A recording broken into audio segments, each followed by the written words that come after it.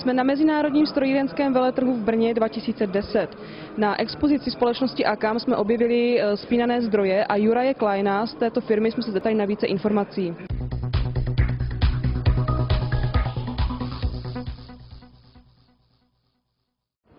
Naša firma dodáva pre Českú a Slovenskú republiku spínané napájacie zdroje od firmy Minwell. Jedná sa o napájacie zdroje na Dinlištu, ktoré sa používajú pre meranie a reguláciu, pre použitie vlastne v priemysle, pre napájanie rôznych snímačov, regulácií, merania a rôznych čidiel. Taktiež pre rôzne radiomodemy a v podstate pre akékoľvek použitie v priemysle.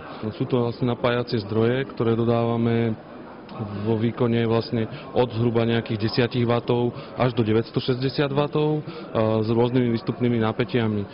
Štandardne sa dodávajú výstupné napätia 5 V, 12 V, 15 V, 24 V.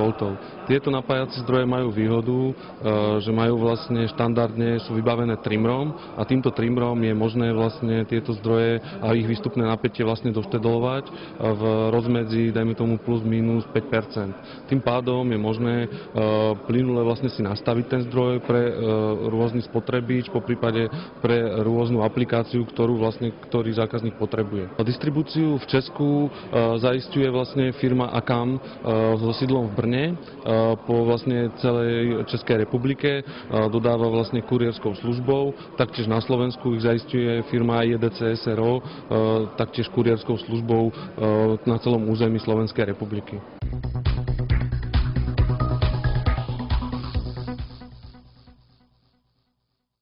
Naša firma v podstate zaisťuje kompletnú podporu, to znamená jednak konzultačnú činnosť, kde rôzny zdroj môžete použiť, taktiež dodávame katalógy, tie katalógy vlastne sú dostupné taktiež aj na našom webe, sú tam kompletné katalógové listy, taktiež na požiadanie zasielame katalógy poštou, poprípade datasheety e-mailom v PDF formáte.